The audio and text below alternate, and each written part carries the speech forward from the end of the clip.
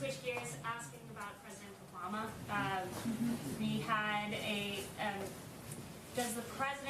we had an interesting article from Joel Pollak this morning, and I would like to ask you if the president has considered pardoning President Obama for illegally wiretapping on Trump Towers, illegally spying on U.S. citizens, and other potential crimes out there. Has he considered that?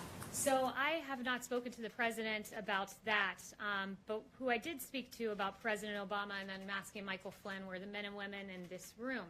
I haven't spoken to him on that specific point, have spoken to him about the matter generally, and I laid out a series of questions that any good journalist would want to answer about why people were unmasked, and all sorts of questions. And I just wanted to follow up with you guys on that. Did anyone take it upon themselves to pose any questions about Michael Flynn and unmasking a President Obama spokesperson? Oh, not a single journalist has posed that question. But okay. Michael Flynn's name wasn't so masked. I would like Kayleigh, to lay out a series of questions, and perhaps if I write them out in a slide format, maybe we're visual learners and you guys will follow up with journalistic curiosity. So number one, why did the Obama administration use opposition research funded by a political organization and filled with foreign dirt to surveil members of the Trump campaign?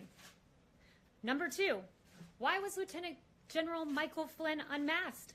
Not by the intel community entirely, but by Obama's chief of staff, by the former Vice President Joe Biden, by Susan Rice, by the Treasury Secretary. I mean, this is extraordinary. And, you know, if it were political appointees in the Trump administration, I can guarantee you I'd have questions in my inbox right now, but apparently Obama's spokesperson does not.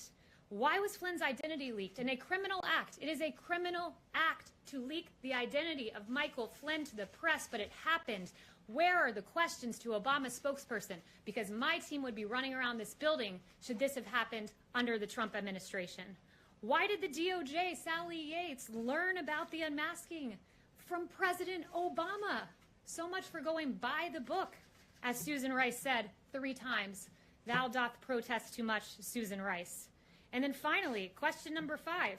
Why did James Clapper, John Brennan, Samantha Power, and Susan Rice privately admit under oath they had no evidence of collusion while saying the opposite publicly? It's a long weekend. You guys have 3 days to follow up on those questions, and I certainly hope the next time I ask, some hands go up, because Obama's spokesperson should be asked those questions, because President Trump's spokespeople certainly would be.